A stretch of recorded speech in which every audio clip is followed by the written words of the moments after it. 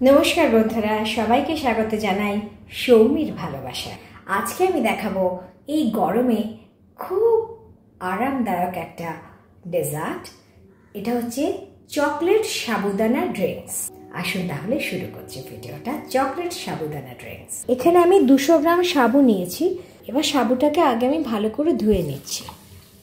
এটা কিন্তু আমি নিয়েছি আজকে, দেখুন একদম ছোট দানা সাবু, বুঝতেই পাচ্ছেন। এবার এই ছোট দানা সাবুটাকে আমি একটু ভালো করে ধুয়ে নিচ্ছি। প্রথমবার ধোয়ার পর জলটাকে ফেলে দিয়ে আবার দ্বিতীয়বার ধুয়ে নিচ্ছি। দ্বিতীয়বারও ধোয়ার পরে জলটাকে ফেলে দিয়ে এবার আমি তৃতীয়বার ধুচ্ছি।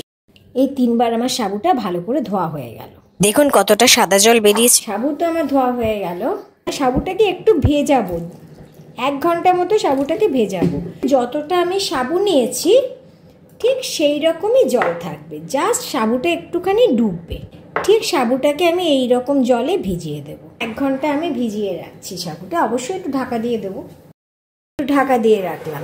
1 ঘন্টা সাবুটা ভেজানোর পরে আমি একটা সসপ্যানে যতটা সাবু নিয়েছি তার ঠিক দ্বিগুণ জল দিলাম। মানে আমি 1 কাপ সাবু নিয়েছি, তাই আমি 2 কাপ জল দিলাম। আর এখানে দেখুন সাবুদানার জলটা কিন্তু একদম টেনে নিয়েছে, এমনি একটু নরম হয়ে গেছে। তাও এটাকে আমি আজকে একটু ফুটিয়ে নেব, তাই সাবুটা এর মধ্যে ঢেলে দিলাম, অবশ্যই ভিজিয়ে রাখা সাবুটা। এখানে আমি জলটা আগে থেকে ফুটিয়ে নিয়ে তারপরে সাবুটা দিইনি, এমনি নর্মাল জল গ্যাসে বসিয়েই আমি তার মধ্যে সাবুটা দিয়ে ফোটাতে শুরু করেছি। একটাই কারণে সাবুটা আগে থেকে ভিজিয়ে নিয়েছি 1 ঘন্টা। আপনারা যদি সাবুটা না ভিজিয়ে নেন তাহলে কিন্তু জলটা একটু ফুটে উঠলে তারপরে ধোয়া সাবুটা এর মধ্যে দিয়ে দেবেন। এবার সাবুটা নাড়তে নাড়তে যখন দেখবেন এইরকম একদম স্বচ্ছ হয়ে এসছে তখন গ্যাসটা অফ করে দেবেন। আর সাবুটা সেদ্ধও হয়ে গেছে, আপনারা হাত দিয়ে টিপে বুঝতেই পারবেন। এবারে সেদ্ধ হয়ে যাওয়া সাবুটাকে একটা জালির ওপরে ঢেলে নিচ্ছি, যাতে এর ভেতর যেটুকু জল আছে ঝরে যায়। এবার সাবুটা এই গরম অবস্থাতেই 3-4 বার ভালো করে ঠান্ডা জল দিয়ে এটা নেড়ে নেড়ে এভাবে ভালো করে ধুয়ে নিলাম, যাতে করে এর গরম ভাবটা কমে যায়। সাবুটাকে এভাবে 3-4 বার ধুয়ে নেওয়ার পরে প্রায় ঘন্টাখানেক এভাবে রেখে দেবো জল ঝরাবার জন্য। সাবুটাকে জল ঝরাতে দিয়ে এদিকে আমি একটা প্যান গ্যাসে বসিয়ে তাতে এখানে 1/2 লিটার দুধ দিলাম। দুধটা আমি ডিপ ফ্রিজে রেখে দিয়েছিলাম, তাই একটু বরফ হয়ে গেছে, কিছুটা চুলকে পড়ে গেল, সেটা আমি মুছেও নিচ্ছি। এখন দুধটা ফুটে ওঠা অব্দি অপেক্ষা করি। দুধটা যখন ফুটে উঠতে শুরু করেছে তখন আমি এর মধ্যে 50 গ্রাম মতো ব্রাউন সুগার দিয়ে দিলাম। আপনারা এখানে এমনি রোজের চিনিটাও দিতে পারেন। আমি আজকে এটা চকলেট দুধ বানাবো, তাই জন্য এতে ব্রাউন সুগারটা দিয়েছি। ব্রাউন সুগারটা দিয়ে এটা ভালো করে একটু নেড়ে মিশিয়ে নিয়ে এবার এতে দিলাম 10 গ্রাম বা বড় চা চামচের 1 চামচ কোকো পাউডার। এবার প্রথমে কোকো পাউডারটা একটু স্প্যাচুলা দিয়ে দুধের সাথে মিশিয়ে, এরপরে যাতে এই দুধের মধ্যে আর কোনো এরকম কোকো পাউডারের ডেলা ডেলা না থাকে তার জন্য একটা ডিম ফাটানো হ্যান্ড উইক্স নিয়ে এটা এভাবে ভালো করে নাড়লাম, তাহলে আর কোকো পাউডারের কোনো দলা দুধের মধ্যে থাকবে না। খুব সুন্দরভাবে কোকো পাউডারটা দুধের সাথে মিশে যাবে। দেখুন কোকো পাউডারটা খুব সুন্দরভাবে দুধের সাথে মিশে গেল, আর কোনো দলা দলা থাকলো না। এবার এতে 30 গ্রাম মতো টুকরো করে রাখা ডার্ক চকলেট দিয়ে দিলাম। আপনারা এতে ডেয়ারি মিল্কও দিতে পারেন। এখন গ্যাসটা একদম কমে রেখে সমানে নেড়ে যাব এই চকলেটগুলো পুরোপুরি গলে দুধে মিশে যাওয়া অবধি।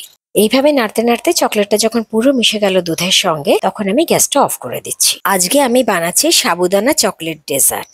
এটা বানানোর জন্য দুধটা একটু ঠান্ডা দরকার হয়, তাই আগে দুধটা নিজে নিজে ঠান্ডা হয়ে যাক, মানে রুম টেম্পারেচারে এসে যাক, তারপরে আমি ডেজার্টটা সাজাবো। এবার এই চকলেট দুধটা রুম টেম্পারেচারে চলে এসছে, মানে নিজে নিজেই ঠান্ডা হয়ে গেছে, তাই এটাকে একটা আলাদা বাটিতে আমি ঢেলে নিলাম। এবার এই সেদ্ধ করে রাখা সাবুদানা যেটা জল ঝরাতে রেখেছিলাম জালির উপরে, সেটা আমি ঢেলে দিলাম এই চকলেট দুধটার ভেতরে। আপনারা দেখতে পেলেন একটু দুধ চলকে পড়ে গেছিল সাবুটা দেওয়ার সময়, তাই ওটা মুছে নিলাম। এভাবে আমি সাবুটাকে এই চকলেট দুধটার সাথে আমি মিশিয়ে নিচ্ছি, এইরকম ভাবে একটু একটু করে ভেঙে ভেঙে নিয়ে। স্প্যাচুলার চেয়ে দেখলাম চামচ দিয়ে একটু সুবিধাটা বেশি হবে, ছোট ছোট টুকরো করে নিয়ে আস্তে আস্তে ভালো করে গুলে মিশিয়ে দেওয়াটা, তাই আমি চামচ নিয়ে নিলাম। চামচ দিয়ে এটা মেশাচ্ছি।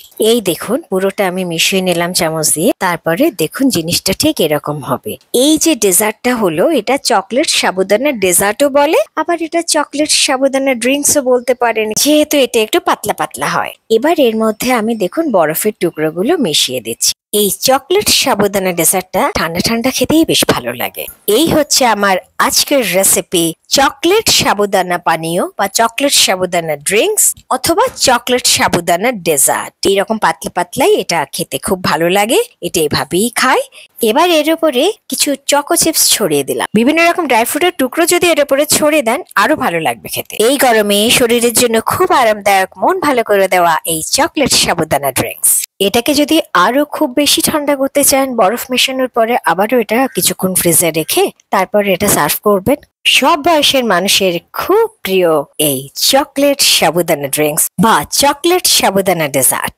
আরো আমি চকো চিপস দিয়ে দিলাম যাতে এটা খেতে আরো বেশি বেশি ভালো লাগে। শরীর মন ভালো করে দেওয়া এই চকলেট সাবুদানা ডেজার্ট বা চকলেট সাবুদানা ড্রিঙ্কস এই গরমে বানান আর উপভোগ করুন। বন্ধুরা, আজকের রেসিপি এতক্ষণ দেখালাম চকলেট সাবুদানা ড্রিঙ্কস।